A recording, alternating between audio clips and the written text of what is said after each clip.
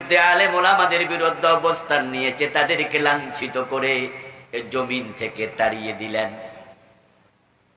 আজকের মাহফিল তাদেরই অংশ, আজকের মাহফিল আমাদের বিজয়ের অংশ, বৈষম্য বিরোধী ছাত্র আন্দোলনের বিজয়ের অংশই মাহফিল। না হয় কিন্তু অগাস্টের 5 তারিখের আগের পরিবেশ থাকলে আজকের মাহফিলে আমি এখানে আসতে পারতাম না। যে আল্লাহ তাআলা আমাদেরকে কোরআনের ময়দানে কোরআনের কথা বলার সুযোগ দিলেন, শোনার সুযোগ দিলেন। আমরা আলোচনার শুরুতে আমাদের সে মনিব আল্লাহ তাআলাকে শুকরিয়া জানাই, কৃতজ্ঞতা জানাই। সবাই মিলে জোরে জোরে একবার কালিমাতুশ শুকর পড়ি, আলহামদুলিল্লাহ। প্রিয় দিনী ভাইয়েরা, আমি আপনাদের সম্মুখে পবিত্র কোরআন মাজিদ থেকে সূরাতুল বাকারার 172 নম্বর আয়াতে কারিমা তিলাওয়াত করেছি। প্রিয় নবীজি সাল্লাল্লাহু আলাইহি ওয়াসাল্লামের পবিত্র মুখনিসৃত একখানা ছোট্ট হাদিসে নববী পাঠ করেছি। আল্লাহ তাআলা তৌফিক দান করলে এখান থেকে কিছু কথা বলবো ইনশাআল্লাহ। আমরা মানুষ, আমরা সৃষ্টির সেরা জীব, আমরা আল্লাহর খলিফা। আমাদেরকে আল্লাহ বানিয়েছেন তার গোলামির জন্য। এই কথাগুলো হলো আমাদের জীবনের মূলনীতি। 1 নাম্বার পরিচয়, আমরা মানুষ, আর মানুষ হলো সৃষ্টির মাঝে সবার সেরা। আমাদের দ্বিতীয় পরিচয়, আমরা সাধারণ মানুষ নই। আবু জেহেলও মানুষ, ফিরআউনও মানুষ, আমরা তাদের মতো নই। আমরা হলাম আল্লাহর খলিফা, আমরা আদমের সুসন্তান, ঠিক না? আদম হলো জমিনের আল্লাহর প্রথম খলিফা। আল্লাহ তাআলা আদম নবীকে বলেছেন, ইন্নী জাইলুন ফিল আরদি খলিফা, আমি জমিনে খলিফা বানাতে চাই, এর মানে আদমকে বানাতে চাই। তারপরে এবার আমরা যারা, আমাদেরকে বললেন হুয়াল্লাযী জাআলাকুম খালাইফা ফিল আরদি, শুধু আদম নয়, এই জমিনের মাঝে আমি তোমাদেরকেও খলিফা বানিয়েছি। আদম আলাইহিস সালাম যে দায়িত্ব পালন করলেন, তাওহীদের কাজ করলেন, আমরাও সে তাওহীদের পক্ষের লোক, ঠিক না? কিন্তু ফিরআউন তাওহীদের পক্ষে না বিপক্ষে? নমরুদ তাওহীদের পক্ষে না বিপক্ষে? সেও তো মানুষ, কিন্তু সৃষ্টির সেরা হতে পারে নাই। যারা আল্লাহর খলিফা হিসাবে জীবন যাপন করবে না, তাওহীদের পক্ষে থাকবে না, উলাইকা কাল আনআমি বাল হুম আদাল, আল্লাহ বলছে তারা হলো পশু, বরং পশুর চেয়ে আরো নিকৃষ্ট। তাহলে প্রথম পরিচয় মানুষ, দ্বিতীয় পরিচয় খলিফা, 3 নাম্বার কাজ হলো আল্লাহ আমাদেরকে বানিয়েছেন তার ইবাদতের জন্য, তার গোলামির জন্য। এই কথা মাথায় রেখে জমিনে জীবন চালাতে হবে। এখন যারা আল্লাহর গোলাম, আল্লাহর পক্ষ থেকে তাদের জন্য 2 দফা কর্মসূচি, 2টি মৌলিক কাজ অর্পিত হলো। 2টি কাজ আল্লাহ তাআলা দিলেন। 1 নাম্বার হলো তারা কিছু করবে, যেটাকে বলা হয় আল আমরু বিল মারুফ। দ্বিতীয় হলো তারা কিছু বর্জন করবে, যেটাকে বলে আন-নাহি ওয়ানিল মুনকার। মানুষের জন্য কর্মসূচি দিলেন আকাশের মালিক 2টি, একটা হলো করণীয়, আরেকটা হলো বর্জনীয়। এই 2টির সমন্বয় হলো ইসলাম। ইসলাম এমন একটি ধর্ম যেখানে করণীয় আছে, বর্জনীয় আছে। এই 2টির সমন্বয় না হলে আপনি ইসলামওয়ালা নন। 2টি লাগবে একসাথে। বিদ্যুতের বাতি ততক্ষণ পর্যন্ত জ্বলবে না যতক্ষণ পর্যন্ত বাল্বের মাঝে পজিটিভ এবং নেগেটিভ 2টা তার একসাথে করা হবে না। বিদ্যুতের বাতি জ্বলতে তার 2টা আছে তো, নাকি জানেন তো? আমাদের দেশে যে চিকন চিকন লাইনে যে এখানে আছে, এটাও কিন্তু নেগেটিভ পজিটিভ মিলে। নর্মালি একটা লাল হয় আর একটা কালো বা ভিন্ন কালার। এ দুটা যদি সংযুক্ত না হয় একটা দিয়ে চলবে না। শুধু বাবা আছে মা নাই সন্তান হবে না, শুধু মা আছে বাবা নাই সন্তান হবে না। বাবা মার একত্রিত হয়ে মিলন হয়, তখন সন্তান দুনিয়াতে আসার মুখ দেখে শুরু হয় সম্ভাবনা। এখন বাংলাদেশের লোকদের অভ্যাস হলো তারা দুইটা একসাথ করতে রাজি না। তারা নামাজও পড়ে, তারা আবার সুদেও টাকা লাগাইয়া বসে থাকে। তারা দাড়ি রাখে আবার ঘুষ খায়। তারা হজ করে, তারা আবার হজ করার পরেও হাজি নিজের বোনের জমি দখল করে মিরাশি হক মাইরা খায়। তারা মসজিদে গিয়ে আল্লাহু আকবার বলে, নারে তাকবীর স্লোগানে আল্লাহু আকবার সবাই বলে ঘোষণা দেয় আল্লাহ মহান। কিন্তু মসজিদের বাহিরে এসে তারাই আল্লাহর আইনের বিরোধিতা করে।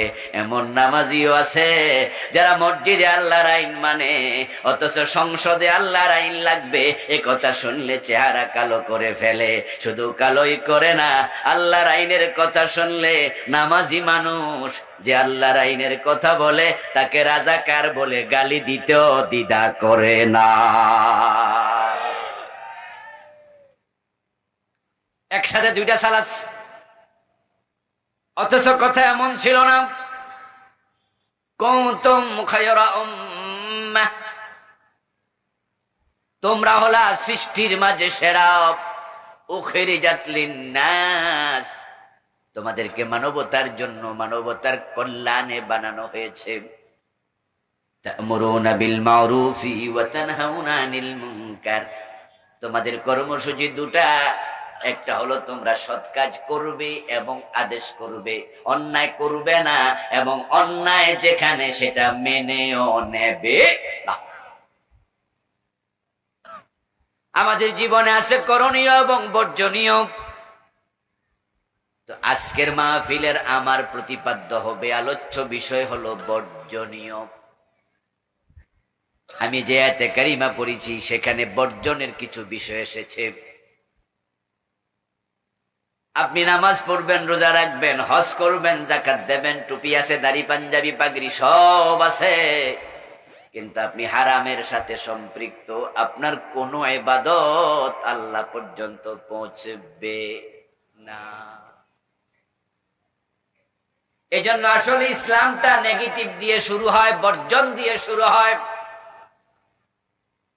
যদিও আমরা অর্জনটা প্রাধান্য দেই, কিন্তু ইসলাম এসেছে বর্জন দিয়ে।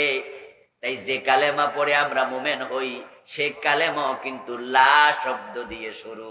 লা ইলাহা অর্থ কি? কোন ইলাহ নাই, নেগেটিভ দিয়ে ঈমান শুরু। فمن يكفر بالطاغوت ويؤمن بالله فقد استمسك بالعروة الوثقى لا انفصام لها।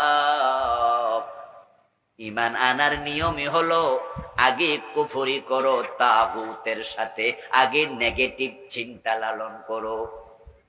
দুধ বড় দামি খাবার, পৃথিবীতে দুধের চেয়ে দামি কোনো খাবার নেই, এজন্য এটাকে আইডিয়াল ফুড বলা হয়। কিন্তু দুধ দহন করবেন আগে না পাত্র পরিষ্কার করবেন আগে? এই গ্রামের ভাইয়েরা, দুধ তো আপনারা দহন করেননি? গাই গরুর ওলান থেকে দুধ দোয়ানি শুরু করে দেন আগে না পাত্র পরিষ্কার আগে? কারণ যদি পাত্রই ময়লা থাকে দুধ নষ্ট হয়। এই জন্য আমরা আগে বালতি দেখি ময়লা আছে কিনা। যেখানে দুধ রাখা হবে সেটাকে আগে মাজো, ধো, পরিষ্কার করো। নচেৎ দুধের দোষ নাই, দুধ তো ভালো, কিন্তু তোমার ময়লা পাত্রের কারণে এই দুধ নষ্ট হয়ে যাবে। আপনি আল্লাহর উপর ঈমান আনবেন, ঠিক আছে, ঈমান তো আনতেই হবে, কিন্তু যে কলবের মাঝে ঈমান থাকে আগে কলব পরিষ্কার করতে হবে। কলবের মাঝে তাগুত, পাত্রের মাঝে ময়লা, তো দুধ রাখা লাভ কি? কলবের মাঝে তাগুত, তুমি কালেমা পড়ে লাভ কি? আল্লাহ তাআলা শিখাচ্ছেন ফামান ইয়াকফুর বিত-তাগুতি ওয়া ইউমিন বিল্লাহ। সিরিয়াল খেল করবেন। এখানে ওয়াও শব্দ এসেছে, ওয়াওকে হরফে আতফ বলে। হরফে আতফ আছে 10টা, ওয়াও, ফা, সুম্মা, হাত্তা, ইম্মা, আম, বাল, লা, লাকিন, আও, এই 10টা। 10টার মাঝে এক একটা এক এক অর্থ। আল ওয়াউ লিল জামঈ ওয়াল ফাউ লিল ফাওরি সুম্মা লিত তারাখি। ভিন্ন ভিন্ন অর্থ দেয়। ওয়াও আসে একসাথ করার জন্য, তবে আল্লাহ তাআলা একসাথ করলেন, কিন্তু সিরিয়ালে আগে বললেন কলবটাকে আগে তাগুত থেকে মুক্ত করিতেই হবে। ওই মেয়ে বিবাহের পাত্রী নয়, উপযুক্ত পাত্রী নয় যে মেয়ের স্বামী আছে। এবার স্বামী বিদেশ থাক, স্বামী ঢাকায় থাক, অথবা স্বামীর সাথে ঝগড়া ফাসাদে পৃথক থাক, মেয়েটা যদি বলে আমার স্বামীর লোক 2 বছর আমার দেখা নাই, ও বেটা আইয়ে না, খবরও নেয় না, আমি আপনার বিয়ে করতে চাই, আর আপনি যদি লাভ দিয়ে ওইটা কোন যে আমিও বিয়ে করতে রাজি, চলো কাজীর অফিসে, আরেক বেটার বউ বিয়ে হবে, এটা বিয়ের পাত্রী না? যদি আপনি মেয়েকে বিয়ে করতে চান, তাহলে আরেকজনের সাথে যদি বিয়ের সম্পর্ক থাকে, আগে সেটা তালাক হোক, ওটা বিচ্ছিন্ন হোক, তারপরে 3 হায়েজ ইদ্দত যাক, তারপরে এবার নতুন বিয়ে। আল্লাহর উপর ঈমান যদি আনতে চান, তাহলে তাগুতের সাথে কলবের কোনো সম্পর্ক থাকতে পারবে না। আগে তাগুত পরিহার করো, ওয়ায়ুমিন বিল্লাহি, তারপর আল্লাহর উপর ঈমান আনো। তাহলে এতে বোঝা গেল একটা করণীয় আর একটা, বলেন না, একটা করণীয় আর একটা কি বর্জনীয়। আজকে আমার আলোচ্য বিষয় ঈমান এবং তাগুত নয়, এই জন্য এটার ব্যাখ্যায় গেলাম না। আমার আলোচ্য বিষয় হলো আজকে সূরা আল বাকারার 172 নম্বর আয়াত। ওখানে আল্লাহ তাআলা বলছেন, ইয়া আইয়ুহাল্লাযীনা আমানু, ও ঈমানদারেরা, কুলু মিন তাইয়্যিবাতি মা রাযাকনাকুম, তোমরা আমি আল্লাহ যে রিজিক দিয়েছি হালালটা ভক্ষণ করো, গ্রহণ করো। ওয়াশকুরু লিল্লাহ, এবং আল্লাহর কৃতজ্ঞতা ইবাদত করো। ইন কুনতুম ইয়াহু তা'বুদুন, যদি আল্লাহর গোলামি করতে রাজি থাকো। তাহলে এখানে আল্লাহ তাআলা বললেন হালাল গ্রহণ করো, এর মানে হলো হারাম গ্রহণ করার কোনো অধিকার আমাদেরকে দেয়াই হয় নাই। যদি আল্লাহর গোলামি করতে রাজি থাকো, তাহলে তুমি হারামের কাছে যেও না। আমি আলোচনা শুরুতে আমাদের পরিচয় বলেছিলাম, 1 নাম্বার পরিচয় আমরা মানুষ, 2 নাম্বার আমরা আল্লাহর খলিফা, 3 নাম্বার আমাদেরকে বানানো হয়েছে আল্লাহর গোলামি করার জন্য। এই 3 মূলনীতি ভুললে চলবে না। এটা আত্মপরিচয়। মান আরাফা নাফসাহু ফাকাদ আরাফা রাব্বাহু। Know thyself, know thyself. যে নিজেকে চিনে সে তার রবের পরিচয় খুঁজে পেতে পারে। নিজেকে আগে চিনতে হবে যে আপনি কে। যদি আপনি বোঝেন যে আপনি একজন চাকর, তাহলে আপনার মাথায় রাখতে হবে আমার একজন মনিব আছে, তার কথা না শুনলে চাকরি থাকবে না। যদি বোঝেন যে আপনি একজন স্বামী, আপনার মাথায় রাখতে হবে আমার স্ত্রী আছে, তার ব্যাপারে বেখবর হলে আল্লাহ আমারে ছাড়বে না। যদি আপনি এলাকার এমপি হন, নেতা হন, মাথায় রাখতে হবে অধীনস্থের ব্যাপারে আল্লাহ আমারে প্রশ্ন করবে। যদি আপনি একজন প্রজা হন, সাধারণ মানুষ হন, তাহলে আপনি নেতার মতো মাথায় হেডেক নেওয়া লাগবে না, আপনারে আল্লাহ এলাকার ব্যাপারে জিজ্ঞাসা করবে না। আপনি তখন ভাববেন আমার এই 3.5 হাত বডির ব্যাপারে সচেতন থাকতে হবে। আমাকে প্রশ্ন করা হবে, চোখের হেফাজত করেছ, মুখের হেফাজত করেছ, নিজে নামাজ রোজা করেছ। আমারে জিজ্ঞাসা করবে না এলাকা কেমন চলেছে, এটা আমার নয়। আপনাকে চিনতে হবে যার পজিশন যেখানে, সে ওই জায়গায় গিয়ে নিজেকে চিনা তার জন্য ফরজ। যদি বোঝে তাহলে সে রবকে চিনতে পাবে। পৃথিবীর একজন ওয়ান ক্লাস দার্শনিক, নাম ছিল সক্রেটিস। শিক্ষিত যারা আছেন সক্রেটিসের নাম শুনে নাই এমন শিক্ষিত মানুষ খুব কম আছে। ওই সক্রেটিসের সবচেয়ে বড় দামি যে মটো ছিল, থিওরি ছিল, সেটা ছিল নো দাই সেলফ, নিজেকে চিনো। আপনি মনে রাখবেন আপনি গোলাম, আপনাকে গোলামি করার জন্য আল্লাহ বানাইছে, আপনার কাজই হলো ইবাদত করা। এখন শুধু নামাজ রোজার নাম ইবাদত নয়, ইবাদত মানে হলো কিছু করণীয় কিছু বর্জনীয়। আল্লাহ যা করতে বলেছেন করো, যা ছাড়তে বলেছেন ছাড়ো। নেগেটিভের তার লাগালেন, পজিটিভ দেন নাই, বাতি জ্বলবে না। পজিটিভের তার সংযোগ করলেন, নেগেটিভ দিলেন না, বাতি জ্বলবে না। আল্লাহ বলছে নামাজ পড়ো, রোজা রাখো, হজ করো, যাকাত দাও, করছেন, কিন্তু হারাম ছাড়তে বলেছেন, হারাম ছাড়েন নাই। এই ইবাদত দিয়ে জান্নাত পাওয়া যাবে না, কারণ আপনাকে পাত্র পরিষ্কার করে তারপরে দুধ দহন করিতেই হবে। আল্লাহ তাআলা আমাদেরকে এখানে সিরিয়াল দিলেন, তুমি ইবাদত করো।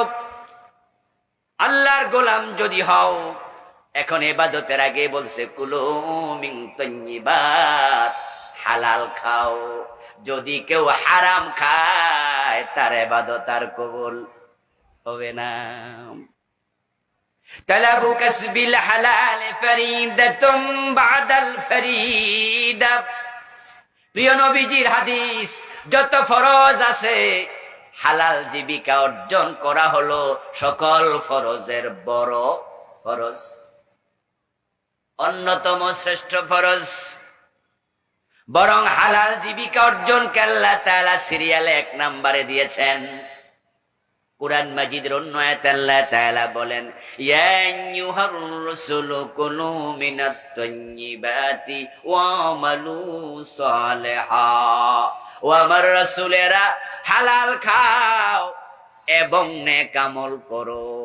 কাজ দিলেন 2টা, কুলু মিনাত তাইয়্যিবাত, হালাল খাও, ওয়া আমালু সালিহা, এবং নেক আমল করো।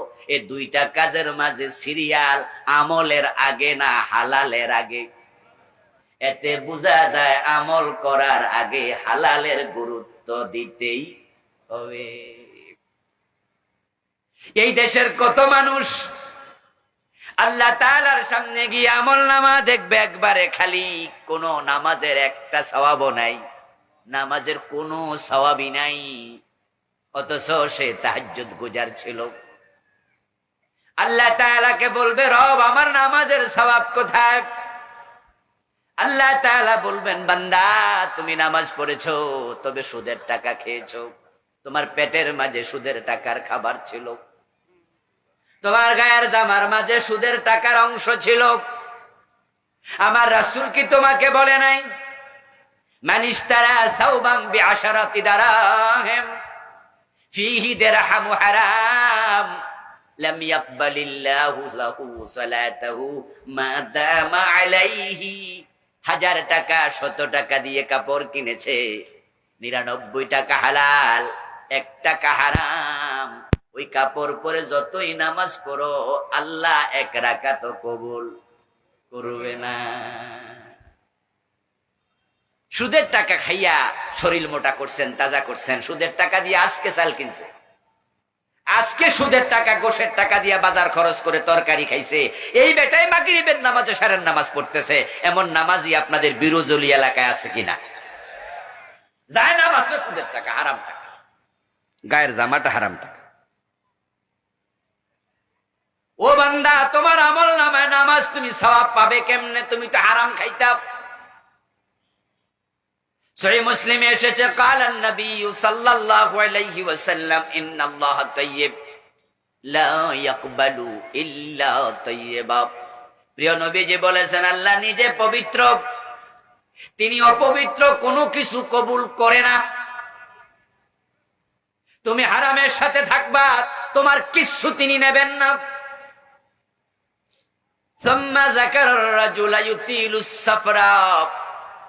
তারপর প্রিয় নবীজি একজন ব্যক্তির উল্লেখ করলেন, ইয়াতিলুস সাফারা, যে লোকটা লম্বা পথ ভ্রমণ করে সফর করে মক্কায় গেছে। উমরা করার জন্য মানুষ যখন যায়, হজ করার জন্য মানুষ যখন যায়, আমাদের কাছে এসে দোয়া চায়, বলে হুজুর দোয়া করেন আমি একটু হজে যাবো। আমরা সাথে সাথে উল্টা তার কাছে দোয়া চাইতে 1 মিনিটও দেরি করি না, বরং উল্টা বলি ভাই আপনি না দোয়া করবেন। যেই মাত্র কেউ কাউকে বলে আমি উমরায় যাব, আমরা নিজের মনের অজান্তে বলে ফেলি, তাহলে আমার একটু দোয়ায় শামিল রাখেন, ওখানে আমারে ভুলেন না। আচ্ছা, যদি আমারে কেউ বলে যে হুজুর আমি আগামীকালকে আমেরিকা যাবো, আমি কমু আমেরিকা যাইয়া দোয়া করেন, এটা আমার মন দিয়ে আসবে না। আমি বলবো আচ্ছা আল্লাহ আপনার নিরাপদে নেই। কিন্তু রিক্সাওয়ালা, ঠেলাওয়ালা, দিন মজুর, কুলি, মূর্খ, শিক্ষিত, বেনামাজি টাইপের লোক, সেও যদি আমি উমরায় যাবো, আমি তখন মনে মনে বলি এমন জায়গায় যাবে যেখানে আল্লাহ দোয়া কবুল করে। তাই আমি ওই মূর্খের কাছে হুজুর হইয়া উল্টা দোয়া চামু, আমার লাই দোয়া করেন।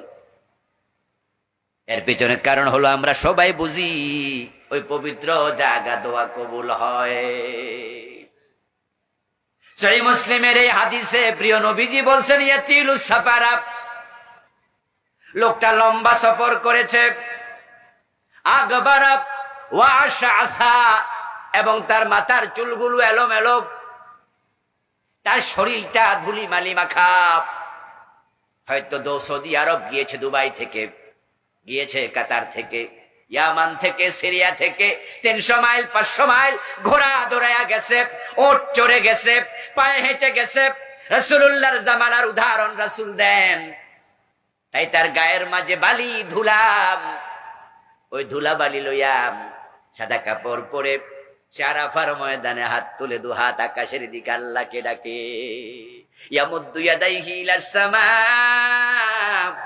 কাবার পাশে মাতাফে দাঁড়ায়া গেছে, হজরে আসওয়াদ পাথরের সামনে দাঁড়ায়া হাত তুলেছে, সাফা মারওয়ায় 2 হাত তুলেছে, মাতাফে তুলেছে, মুলতাজামে বুক জড়াইয়া আল্লাহর কাছে বলছে ইয়া রব্বি ইয়া রব্বি। রাসূলুল্লাহ বলেন, আর মনে মনে ভাবতেছে এমন জায়গায় দাঁড়াইছি, ও জায়গায় কত নবীর পায়ের ধুলা লেগে আছে। আসলে তো কাবায় যখন আমরা যাই, যেখানে আমরা হাঁটি, আমাদের মন তখন বলে কত নবী এখানে হাঁটছে, ঠিক নয় কি? আচ্ছা, বিরুজুলি বাজার হাঁটার সময় কখনো মনে হয়েছে কোন নবী এখানে আসছে? ওখানে গেলে আপনার মন বলবে ইব্রাহিম নবী এখানে ইসমাইলকে রাইখা গেছে, ইসমাইল এখানে ছোট্ট থেকে বড় হয়েছে, এই কাবার পাশে খেলাধুলা করছে, কত হাঁটছে, কত সাহাবীর পায়ের ধুলা এখানে লেগে আছে। পবিত্র কাবার দরজা এবং হজরে আসওয়াদ পাথর, এই দুইটার মাঝখানের জায়গাটার নাম হলো মুলতাজাম। ওখানে বুক লাগিয়ে দোয়া করলে আল্লাহ দোয়া ফিরায় না। এই জন্য যারা হজ এবং উমরায় যাবেন তারা দেখবেন যে ওখানে 24 ঘন্টা ভিড় লেগে থাকে। ওখানে রীতিমতো বুক লাগাতে যেতে যুদ্ধ করা লাগে, আপনি যেতে পারবেন না নরমালি। অনেকক্ষণ ধৈর্য ধরে ধাক্কায়া ধাক্কায়া ধাক্কায়া ধাক্কায়া, আর পিছন থেকে এমন ধাক্কা আসবে সব মোকাবেলা করে ওখানে যে বুক লাগায় সে আর নামতেই চায় না। অনেক টাইম না, আরবিতে আমরা বলি ভাই ভাই ভাই প্লিজ প্লিজ, ইংরেজি আরবি মিলাইয়া ইরহামনি ইরহামনি ইরহামনি, আল্লাহুম্মা তাকাব্বাল দুআ, ফিটা হাত মুছে বলে আল্লাহ তোমার দোয়া আল্লাহ কবুল করুক। হে দোয়ার লগে আমিন আমিন কয়ে হেরে বুঝাই যায় বাপ তুই সব সারে না কেন? সে জানে দোয়া এখানে কবুল হবে, রব এখানে ফিরাবে না। কত নবীর বুক লেগেছে এখানে, কত সাহাবীর বুক লেগেছে হিসাব নাই। আমি গুনাহগার, আজকে সেখানে বুক লাগাইতে পারলাম। রাসূলুল্লাহ বলে 2 হাত তুলে দোয়া করে আর ভাবে এখানে তো আল্লাহ ফিরাবে না। অথচ শোনো, ওয়ামাতামুহু হারামুন ওয়ামাশরাবুহু হারামুন ওয়ামালবাসুহু হারামুন ওয়াগুযিয়া বিল হারামি ফাআন্না ইউস্তাজাবু লিযালিক। যেই লোকটা কাবার সামনে হাত তুলে আছে তার পেটে আছে হারাম। ওই সুদের টাকা, ঘোষের টাকা, ওজনে কম দেয়া, মালে বেজাল দেয়া, মানুষ ঠকানো টাকা দিয়া হে খাইছে, তার পেটে এখনো হারাম, তার রক্তে আছে হারাম, তার গোশতে ঢুকেছে হারাম। ওয়ামালবাসুহু হারাম, তার গায়ের জামা কাপড়ে হারাম টাকা আছে। আচ্ছা, হারাম টাকা দিয়া কাপড় কিনছে এমন 2-4 জন আজকের মাহফিলে নাই? এই যে আজকে জোহরের নামাজ পড়ে আসছে, এই টাকার মাঝে হারাম ছিল। এই যে আমার কেনার টাকা। বাড়িতে সাবমার্সিবল মেশিন বসাইছে, না চাপা কল বসাইছে, বিদ্যুতের বিল দিছে টাকা, সেখানেও ওজনে কম দিছে, মালে বেজাল দিছে। 2 নাম্বার ব্যবসায়ী। এদেশে 2 নাম্বার ব্যবসায়ী আসেনি? 100 জনে কয়জন? বরং 1 নাম্বার ব্যবসায়ী খুঁজে পাইতে তুলা রাশির লোক লাগবে। 100 জনের মাঝে 99 জন বা তার চেয়ে বেশি 2 নাম্বারের আশ্রয় নেয়। কে নেয় না? কে নেয় না? খোঁজ নিয়ে দেখেন, এক জায়গায় না এক জায়গায় পেঁচ লাগাই দিচ্ছে। মুত্তাকি সৎ ব্যবসায়ী খুঁজে পাওয়া দুষ্কর। এই বিরজুলি বাজারে আপেল কিনে, আঙ্গুর কিনে বাড়ি নেবেন, আপেল 15 দিন রাখিয়া যাইবেন, দেখবেন 15 দিনও পচে না। গাছের আম যদি গাছ থেকে পেরে ঘরে রাখেন, পাকা আম 3 দিন পরে দেখবেন আস্তে আস্তে পচতে শুরু করছে। আর বাজার থেকে কিনে 10 দিন রাখবেন, পচবে না। আঙ্গুর পচে না, আপেল পচে না, সবজি তরকারি পর্যন্ত পচা বন্ধ করে দিচ্ছে, কারণ সে প্রিজারভেটিভ দিয়েছে, এমন ঔষধ দিছে, এটা আর পচবে না। এখন এই খাবার খেয়ে মানুষের কিডনি নষ্ট হোক, এত ওর কিচ্ছু আসে যায় না, কারণ পচলে তো লস। যেন লস না হয়, সে নিজে জিতবে আর একটা মানুষ মরে যাক, কিচ্ছু আসে যায়। আমার দোস্ত ওজনে কম দেয়, মিথ্যার আশ্রয় নেয়, মালে বেজাল দেয়, মানুষ ঠকায়, অথচ লোকটাই আবার নামাজে যায়। যে ওজন কম দিল, ধোঁকাবাজির আশ্রয় নিল, তার জন্য ওয়াইল দুজক আল্লাহ বানায়া রাখছে। কিসের নামাজ তোমার? তুমি তো রাসূলের উম্মতের কাতারে নাই।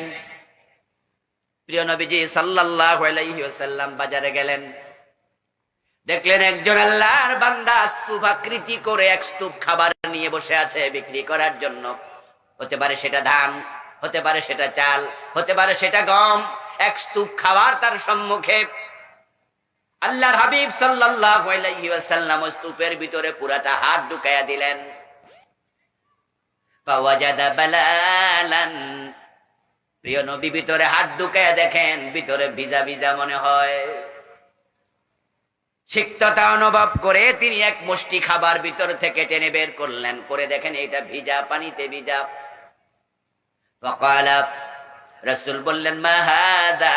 ওই মিয়া ব্যবসায়ী, উপরে শুকনা ভিতরে ভিজা, কারণটা কি? এটা কি? ফাকাল, ওই ব্যবসায়ী জবাব দেয়, সাবাতুস সামা, হুজুর আমার কোনো দোষ নাই, রাতে বৃষ্টি হয়েছিল, আকাশের পাইছিল, বৃষ্টি হওয়ার কারণে খাবার ভিজে গেছে, আর আমি তো বিক্রেতা, তাই আমি বিক্রি করতেছি। রাসূলুল্লাহ তখন উল্টা প্রশ্ন করলেন, ভিজাটা উপরে দিলা না কেন? তুমি ভিজাও নাই এটা আমি বুঝলাম, বৃষ্টি পেয়েছে কি আকাশ পেয়েছে, বৃষ্টি হয়েছে এটাও বুঝলাম, কিন্তু উপরে দিলা না কেন? উপরে তুমি ভালোটা দিয়া ভিতরে ময়লাটা দিলা, ভিজাটা দিলা।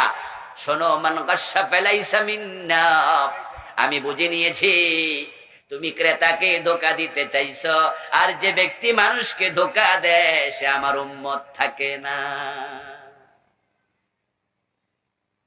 রাসূলুল্লাহ বলছে ধোঁকাবাজ উম্মত না, অথচ গাই গরু বিক্রি করতে বাজারে নিলে ওলান ফুলাইয়া 3 দিন বাচ্চারে না খাওয়াইয়া বুঝায় যে দুধের কোনো অভাব নাই, পুরা ওলানে দুধ আর দুধ।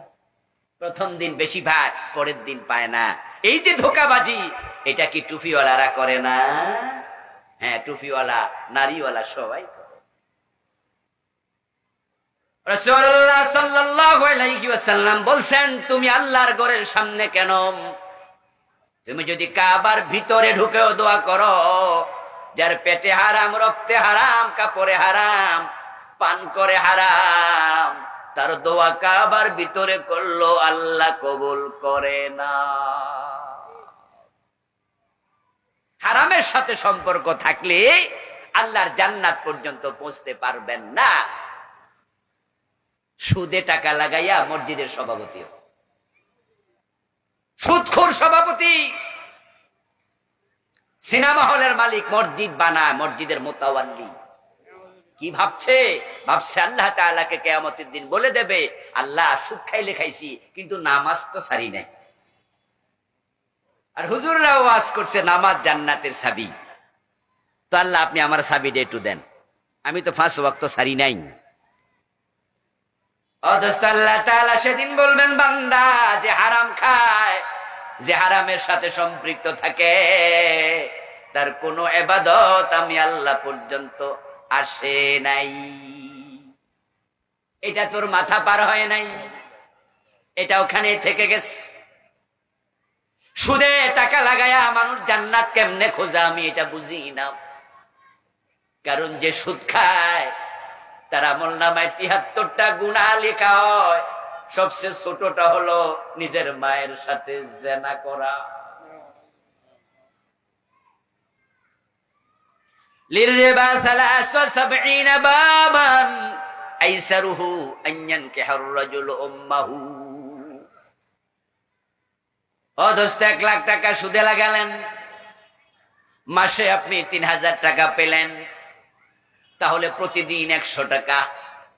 এই 100 টাকা 24 ভাগে ভাগ করেন, প্রতি ঘন্টায় কত টাকা? ওই টাকাকে আবার 60 দিয়া ভাগ করেন, প্রতি মিনিটে কত টাকা? ওই মিনিটকে আবার ওই টাকাটাকে আবার 60 দিয়া ভাগ করেন, প্রতি সেকেন্ডে কত পয়সা? তাহলে যে সুদে টাকা লাগাইয়া মাসে 1000 পাইলো, 2000, 3000 পাইলো, প্রতি সেকেন্ডে কিছু না টাকা যোগ হলো। এর মানে হলো সুদখোর 24 ঘন্টা মায়ের সাথে জেনায় লিপ্ত থাকে।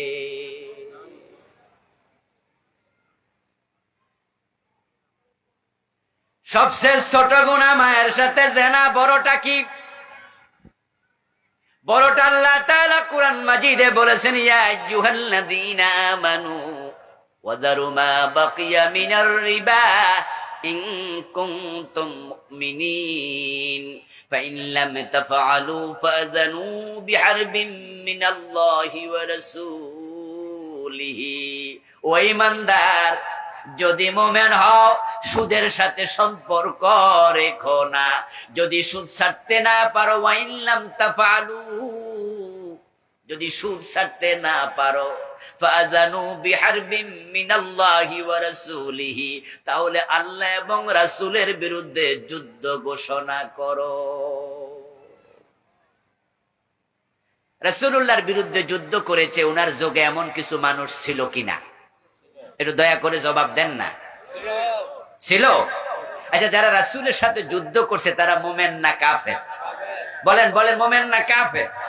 তাহলে আপনি সুদ খাচ্ছেন, আল্লাহ আপনারে কোন জায়গায় নিয়ে ফেলাইল? এই আয়াত আপনাকে কোথায় নিল? যদি সুদ ছাড়তে না পারো, আল্লাহ রাসূলের বিরুদ্ধে যুদ্ধের জন্য তলোয়ার হাতে নাও, মানে তুমি যুদ্ধ করছো। قال رسول الله صلى الله عليه وسلم من أكل درهم ربا وهو يعلم أنه أشد من 36 زنا। প্রিয় নবীজি বলেছেন যে সুদ খায় 1 টাকা, জেনে বুঝে 1 টাকা সুদ খেলে তার আমলনামায় 36 বার জিনার গুনাহ লিখে দেয়া হয়। 1 টাকা সুদ খেলে 36 বার জিনা হয়। 100 টাকা সুদ খেলে 3600 বার জিনার গুনাহ হয়। 1000 টাকা সুদ খেলে 36000 বার জিনার গুনাহ হয়। কিসের জান্নাত খোঁজেন? মনে মনে ভাবছেন নামাজ পড়ছি, জান্নাত ঠেকায় কে? কি ভাবছেন রোজা রাখছেন, জান্নাত ঠেকায় কে? আমি উদাহরণ দিয়ে বুঝাইছি শুরুতে, বাল্বের মাঝে পজিটিভের তার আছে, নেগেটিভ দেন নাই, এই বাল্ব কিয়ামত পর্যন্ত জ্বলবে না, দুই তার সংযোগ করতে হবে। এই জন্য প্রিয় নবীজি বলেছেন, আখলিস দীনাক ইয়াকফিকাল আমালুল কলিল, বুঝা শুনে আমল করিও, দিনকে খাঁটি করো। 2 নাম্বার হইও না, যদি দিন বুঝে শুনে মানো, তোমার কম আমল নাজাতের জন্য যথেষ্ট হয়ে যাবে।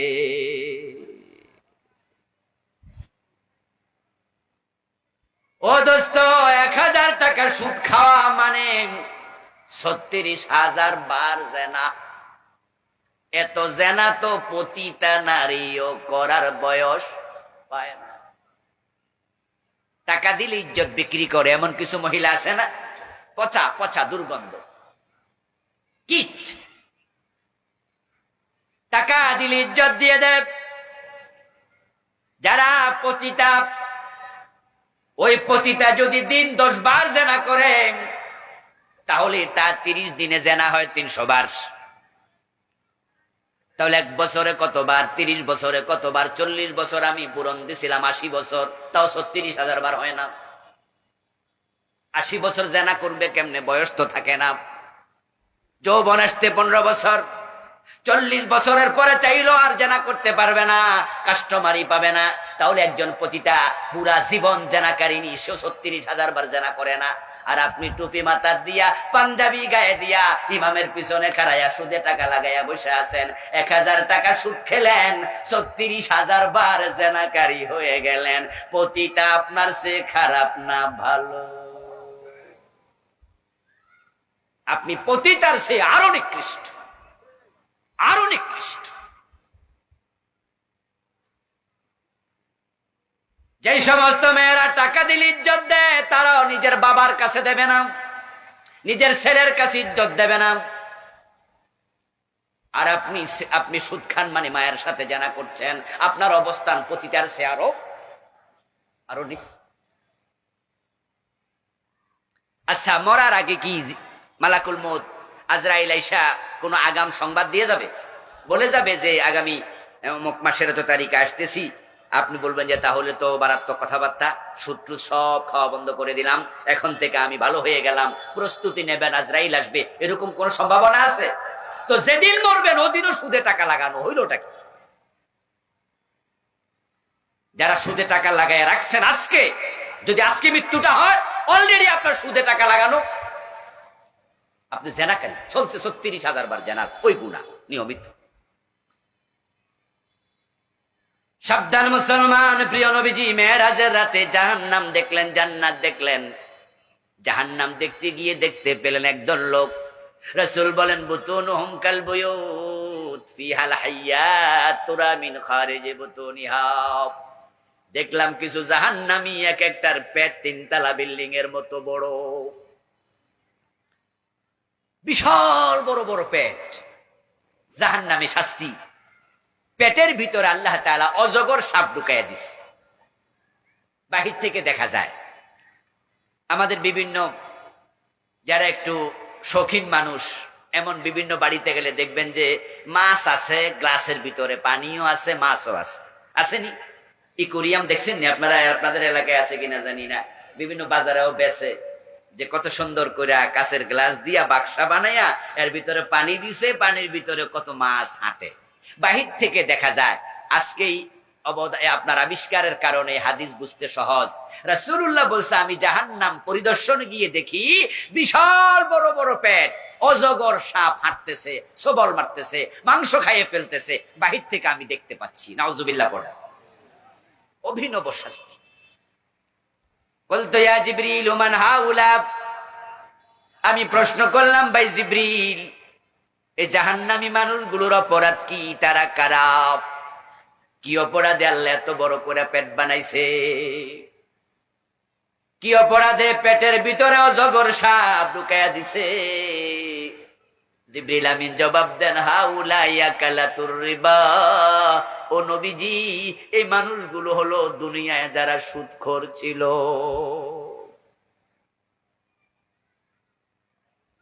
তাহলে আপনারা যারা আছেন 2-4 জন এখানে সুদ খাইতেছেন, তাহলে আপনি এখন কই আছেন? মূলত এখানে নাই, ওখানে আছেন। আল্লাহ দেখাইছে অগ্রিম। আমার দোস্ত, এবার যারা সুদ খায় না তারা মনে মনে কয় আল্লাহ আমারে বাঁচাইছে, কিন্তু আপনি তো ব্যবসায়ী, আপনি ওজনে কম দিচ্ছেন। ওয়াইলুল লিল মুতাফফিফিন, আল্লাহ বলে যারা ওজনে কম দেয় তাদের জন্য আরেক দোজখ আছে, যেটার নাম হইল ওয়াইল। ওজনে কম দাতা, তার জন্য ওয়াইল দোজখ বানাইছি। তিরমিজিতে এসেছে কালান নবী সাল্লাল্লাহু আলাইহি ওয়াসাল্লাম الويل واد في جهنم يهبي فيه الكافر 40 خريفا قبل أن يبلغ قعره। রাসূলুল্লাহ বলেন, ওয়াইল হচ্ছে জাহান্নামের একটি গর্ত, উপত্যকা, যেখানে জাহান্নামীকে ফেলে দিলে তলায় যেতে 40 বছর লাগবে। পুরাটা গর্ত আগুন দিয়ে ভরা।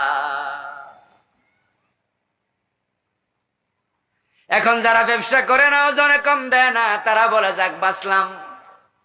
অথচ আপনার বাবা মরে গেছে, মা মরে গেছে 5 বছর 7 বছর, বোন বলে আমার জমিটা দেও, বাবার হক, কিন্তু ভাই জমি দেয় না, জোর করে বোনের জমি দখল করে, হক জবর দখল করে মিরাজ কেটে রাখে।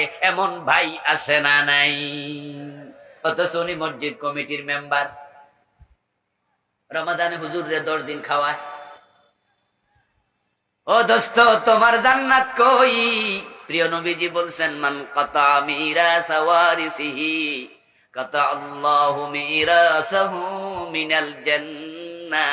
যে ওয়ারিসের মিরাস কেটে রাখে, আল্লাহ তার জান্নাত কেটে নিয়ে যায়। আপনি বলবেন যে না হুজুর, আমি মিরাস কাটি নাই, কিন্তু আপনি অন্যের জমি দখল করছেন কিনা? এই বাজারে ওয়াইল তোলার সময় আরেকজনের 1 বিঘত দখল। ফজরের নামাজ পড়ে জমিনে গেছে, জমিনের আইল কাটবে, জমিনে ঘাস হয়েছে, ঘাস টাস কেটে জমিন প্রস্তুত করতেছে, ধান লাগাবে। মাথায় এখনো টুপিটা আছে, কিন্তু কোদাল দিয়া কোপ দেওয়ার সময় অন্যের আইলো কাটালায়। জমিন ছিল সোজা, এখন আইল হয়ে গেছে বাঁকা, মোটামুটি আধা হাত বাড়াই লাইছে। নাঙ্গল দিয়া গুতা মাইরা জমিনের আইল বড় করে, ক্ষেত বড় করে, চান্স পাইলে জাল দলিল করে। এমন আল্লাহর বান্দাও আছে, ক্ষমতা ছিল, ক্ষমতার অপব্যবহার করে অন্যের জমিন, অন্যের দোকান দখল করে ফেলেছে। قال رسول الله صلى الله عليه وسلم من أخذ شبرا من الأرض ظلما سيطوقه يوم القيامة من 7 أراضين। প্রিয় নবীজি বলেন, অন্যায় করে 1 বিঘত জমি যে দখল করলো, আল্লাহ 7 গুণ বড় করে কিয়ামতের দিন তার গলার মাঝে ঝুলাইয়া দেবে, বলবে এই মাটি টেনে টেনে হাসরের ময়দানে যা। জমিন দখল করেছেন 1 বিঘত, আল্লাহ বানাবে 7 বিঘত। এখন 7 বিঘত শুধু পাশে না, দিকেও, নিচের দিকেও। এত বড় জমিন আপনি কান্দে নিয়ে হাঁটবেন কেমনে? এজন্য যারাই অন্যের জমি দখল করেন, আমি তাদেরকে একটা পরামর্শ দেই, সেটা হলো তারা নিয়মিত 2 কেজি 2.5 কেজি দুধ রোজ করে খাবেন। কারণ গতরে যদি গা গত্রে বল না হলে এত জমি টানবেন কেমনে? পাহাড় পরিমাণ হবে, পাহাড়, পাহাড় পার হয়ে যাবে। আচ্ছা, যারা অন্যের জমি দখল করলেন, পরের হক নষ্ট করলেন, এই জমি নিয়ে কবরে যাওয়া যাবে?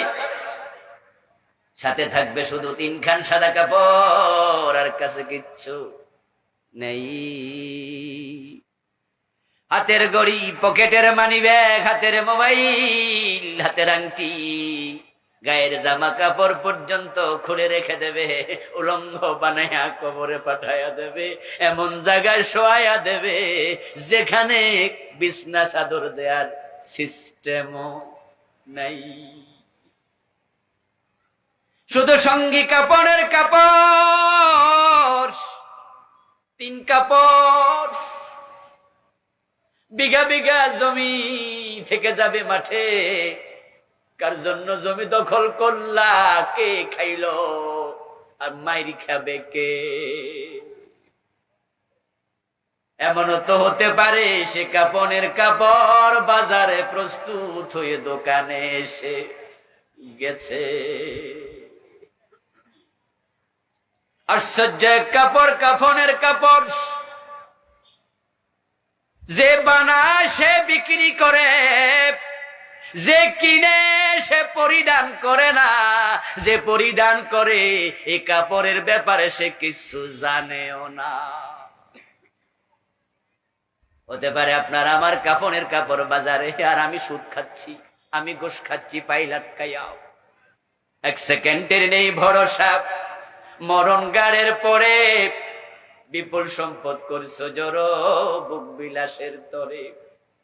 বুলবুল পাখির নেই এসেছে নুহেতাব, বেঁধেছে বাসা বড়ই মমতায়।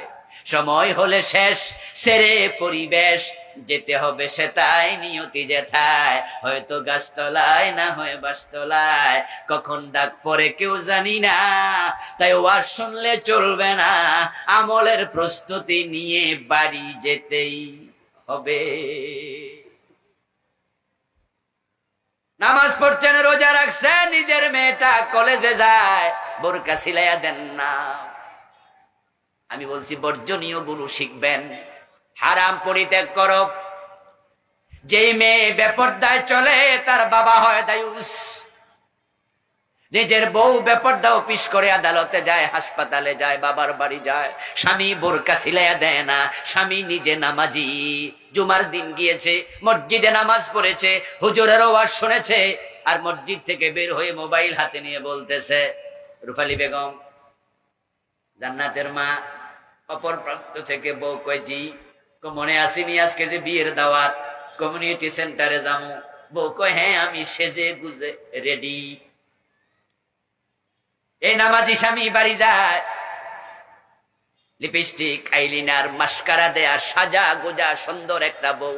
এটারে মোটরসাইকেলের পিছনে তুইলা তারপরে নামাজি মোটরসাইকেল চালায়। আর কত মানুষ রাস্তার দুই পাশ থেকে তাকায়। যেই স্বামী বউ পর্দা করায় না সে স্বামীর নাম দায়ুস। আর রাসূল বলছেন দায়ুস লা ইয়াদখুলুল জান্নাহ, যারা দায়ুস হয় তারা জান্নাতে প্রবেশ করবে না। তো তোমার জুমার নামাজ কোন কাজে লাগলো? এই জন্য ইসলাম অর্ধেক চলে না।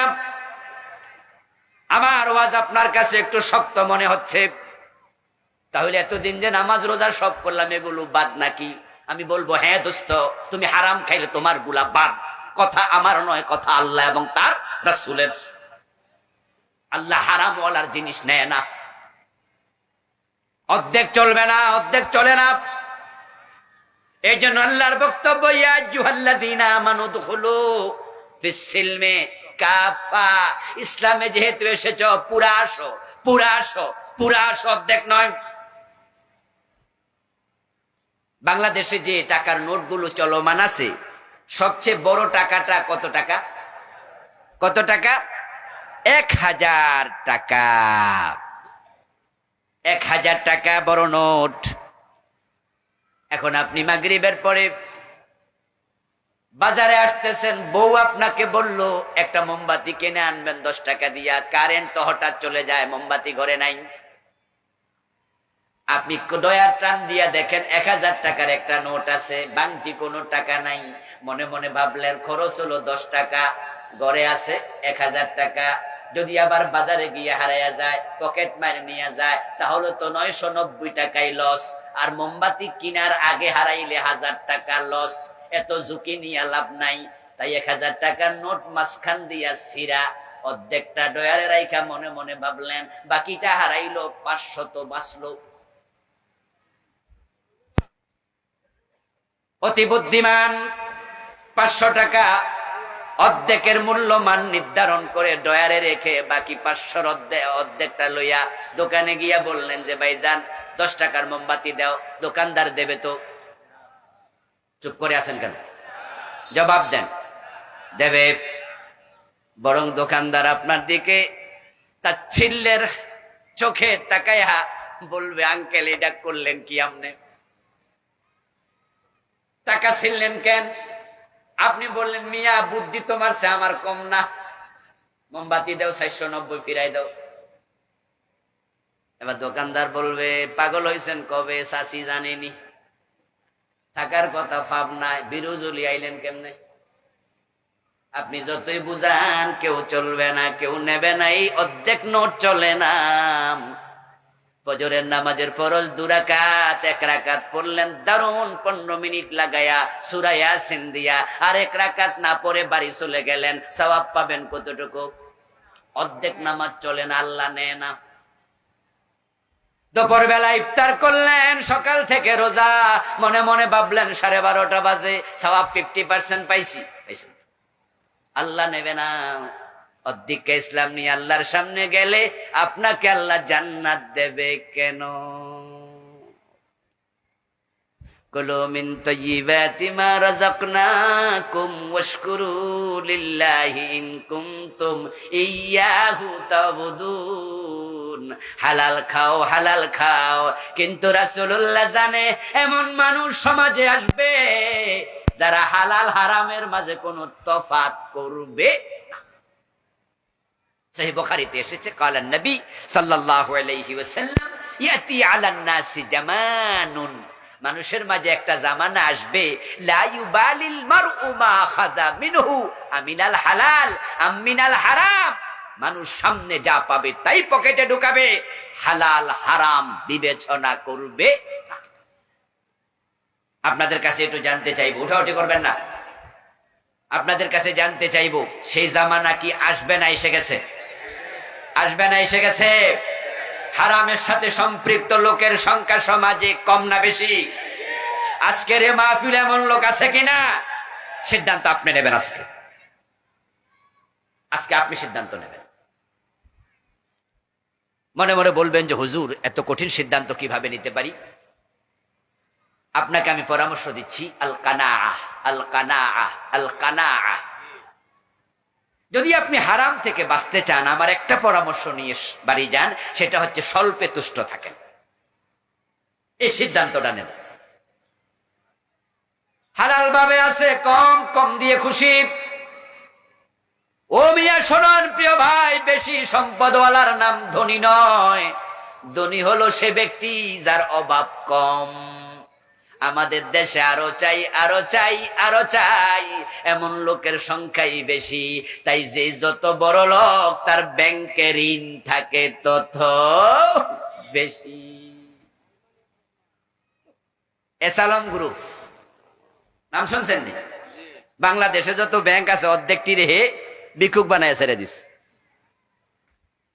আমি যখন ছোট ক্লাস 6 থেকে আমি এমন একটি মাদ্রাসায় পড়তাম কুমিল্লা চৌদ্দগ্রামে, যে মাদ্রাসা ছিল ঢাকা চট্টগ্রাম রোডের একবারের সাথে, মেইন রোড থেকে মাত্র 50 গজ দূরে। তো ক্লাস 6 থেকে আমরা এসালম গাড়ি দেখে আসছি ঢাকা চট্টগ্রামে, ওদের এভেলেবেল গাড়ি ছিল। আমি ক্লাস 6-এ পড়ি, সম্ভবত 89 বা 90। তাহলে 90 মানে হলো আজ থেকে কত বছর হয়ে গেল? 34 বছর। 34 বছর। 34 বছর আগে যারা এসালম কোম্পানির মালিক, তাহলে বোঝা গেল তারা নতুন ধনী না, তার আগে কি ধনী।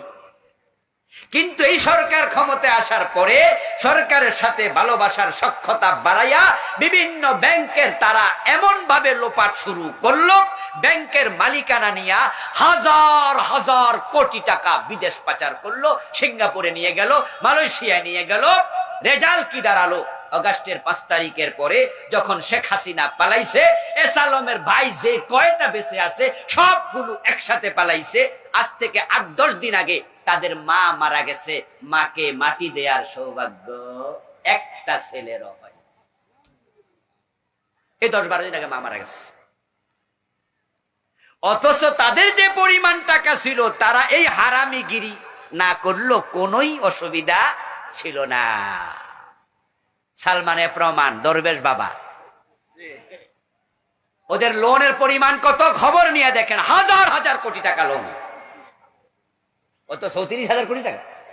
36,000 কোটি টাকা ঋণ। আলহামদুলিল্লাহ, আমরা এখানে অনেকে আছি 1 পয়সা ঋণ নাই, আছি না? আমরা রিক্সাওয়ালা পাবেন এমন, তার একানা ঋণ নেই। হারাম খায় না, অন্যের জমি দখল করে না। পত্রিকায় দেখলাম সিএনজি ওয়ালার সিএনজিতে ব্রিফকেস রেখে নেমে গেছে এক ভদ্রলোক। পরে এবার সিএনজি ওয়ালা পিছনে তাকাইয়া দেখে, কিরে যাত্রী তো নেমে গেল, ব্রিফকেস কেন? এটা হাতে লইয়া ধাক্কা মাক্কা দিয়া কষ্ট কইরা খুললা দেখে ব্রিফকেস ভর্তি 1000 টাকার নোটে ভরা, কয়েক লাখ। ডাইরেক্ট থানায় চলে গেল। ওসির রুমে বলল, স্যার এটা আমার না, এই হলো ঘটনা, যদি আপনি মালিক পান আপনি দিয়ে দিয়েন। ওসি সিএনজি ওয়ালার নাম্বার রেখে দিল, ক্লু খুঁজে বের করলো, মালিক ডেকে এনে সিএনজি ওয়ালারেও নিল, সামনাসামনি মালিকের কাছে হস্তান্তর করে পত্রিকায় ছবি দিল। আমি ওই খবর পড়ে মনে বড় আনন্দ পেলাম। গরিব মানুষ কিন্তু পরের হক খায় না। সে চাইলে ব্রিফকেস লয়ে পলায় যেতে পারতো, কেউ জানতো না। ও দোস্ত, এগুলো হলো মানুষ। এই জন্য আপনি দেখবেন রিক্সাওয়ালা রাতের বেলা, কিছু কিছু রিক্সাওয়ালা দেখবেন যে খালি রিক্সা দৌড় মারছে, খুব জোরে চালাচ্ছে, আর আপনি বললে এই খালি নেও, মাথাটা ঘুরে কয় না। এর মানে কি জানেন, আজকে কামাই বেশি হয়েছে, আর লাগবে। এই জন্য দুই পকেটে যখন হাত দিয়া দেখে যে আজকে পকেটে 10 টাকা 20 টাকার নোট ভর্তি, তখন সে গাড়ি খালি লইয়া জায়গা, আর বাড়ির পাশে গিয়ে সোনা বন্ধুরে কইয়া টান মারে, ম্যাডাম ঘর থেকে বোঝে বস আসিতেছে। আর আজকে যেহেতু সোনা বন্ধুর গান টান মারছে, ইনকাম নিশ্চয়ই কিছু বেশি হয়েছে। আচ্ছা, কত হয় ইনকাম? হয়তো 500, না হয় 700, না হয় 1000। রিক্সাওয়ালার ইনকাম তো 1000-এর চেয়ে একদিনে আর বেশি হয় না, কিন্তু সে মনে করছে আজকে সে দ্বিতীয় বিল গেটস। আজকে মন তার খুশি, স্বল্পে তুষ্ট।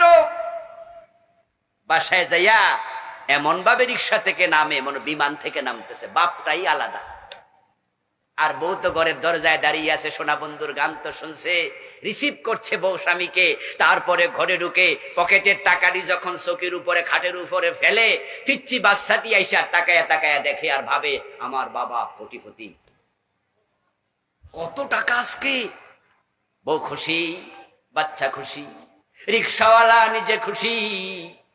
তারপরে এবার খাবার খায় মাটিতে বসে, পিড়িতে বসে, ভাঙ্গা বিছানায় বসে, খাবারের মাঝে পোলাও কোরমা নাই, কোন রকমের সবজি তরকারি, কিন্তু আল্লাহ তাআলা এমন প্রশান্তি অন্তরে দিছে, লবণ দিয়ে 1 প্লেট খাইয়ালায়, তরকারি আইনা বয়ে দেখে ভাত শেষ, তরকারি দিয়া যাইয়া দেখে ভাত আনতে গিয়া তরকারি শেষ, একসাথে 3 প্লেট খাইয়া শেষ।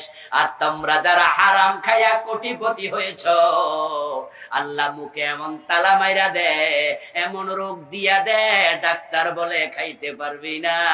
সকালে খাবি একটা রুটি, দুপুর বেলা 1 কাপ চালের ভাত, আর রাতের বেলায় পাবলিক খাইবো, তুই ছাইয়া থাকবি।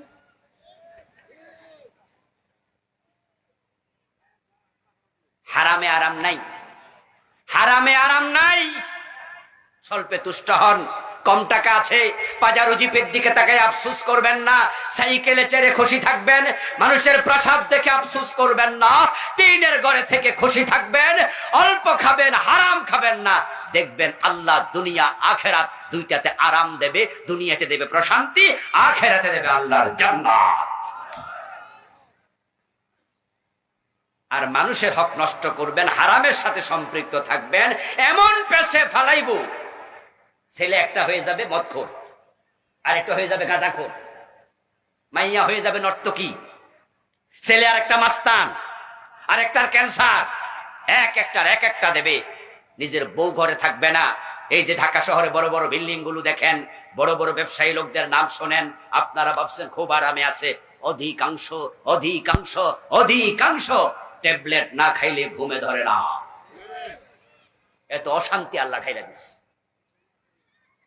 ঐশী নামে একটা মেয়ে তার বাবাকে হত্যা করেছে, মনে আছে? মাকে সহ। ঐশী যেদিন মারল তার মা বাবাকে, পরের দিন ইনকালাব পত্রিকা অফিসে বসে পড়তেছিলাম, হেডলাইন, চমকে উঠলাম। বাবা সন্তানের হাতে খুন হয়েছে, এরকম খবর আগেও বিভিন্ন নিউজে দেখেছি, পড়েছি নিউজ পেপারে, কিন্তু মেয়ের হাতে খুন, মাইয়া মানুষ, এটা কোনোদিন দেখিনি। পরে দেখলাম সে মাত্র ও লেভেলে পড়ে, মানে এসএসসি। আরো চমকে উঠলাম, এত ছোট মেয়ে। পরের দিনের পত্রিকায় দেখলাম কারণ হচ্ছে সে মাদকাসক্ত ছিল, মা বাবা তাকে বাধা দিয়েছে, তাই মেয়েটা তার মা বাবাকে হত্যা করেছে। আশ্চর্য হলাম আরো, একটুকু মেয়ে মদ খায়। পরের দিনের পত্রিকায় আসলো তার বাবা নাকি তাকে মাসিক হাত খরচ দিত মাত্র 50,000 টাকা। তখন বুঝতে আর বাকি নাই এই ঘটনা কেন ঘটেছে। তার বাবা একজন পুলিশ অফিসার, তার বেতন কত? মেয়েরে 50,000 টাকা দিল, টাকা পাইল কোথায়? তার ছেলের খরচ কত, বউয়ের খরচ কত, নিজের খরচ কত, বাড়ি ভাড়া কত, মাসিক খরচ কত, সমান সমান বেতন কত? বুঝতে কষ্ট হয়নি এ অফিসারটা ঘুষখোর অফিসার ছিল। আর হারাম খেয়েছে, হারামের রেজাল্ট হয়েছে এমন মেয়ে আল্লাহ দিছে, এক মেয়ে দুজনকে একসাথে জবে করে দিয়েছে। হারামে কোনো আরাম নেই। এজন্য দুনিয়া যদি ভালো থাকতে চান, আখেরাতে নাজাত পেতে চান, হারামের সাথে সম্পর্ক ছেড়ে দিবেন। এ সিদ্ধান্ত নিতে পারবেন তো ইনশাআল্লাহ? একটু কষ্ট হবে, তবে রিজিকের মালিককে এটা ভুলে যাবেন না। আল্লাহ হালাল ভাবে রিজিক দেওয়ার ক্ষমতা আল্লাহর আছে। আল্লাহ তাআলা আমাদের সকলকে হারামের সাথে সম্পর্ক ছেদ করার তৌফিক দিন, বলেন আমিন। প্রিয় ভাইরা, উঠবেন না প্লিজ। এই মাহফিলটা আরো হোক, আপনারা চান? চান ভবিষ্যতে হোক, চান তো? এবার তারা শুরু করেছে এখানে, আলহামদুলিল্লাহ, তারা বার্ষিক করবে, ওদের চিন্তা। মাহফিল কমিটি আপনাদের কাছে একটু সহযোগিতা চেয়েছে। কিছু লোক ভিতরে ঢুকবে, 10, 20, 50, 100, 1000, আল্লাহ যাকে যতটুকু তৌফিক দিয়েছে। তা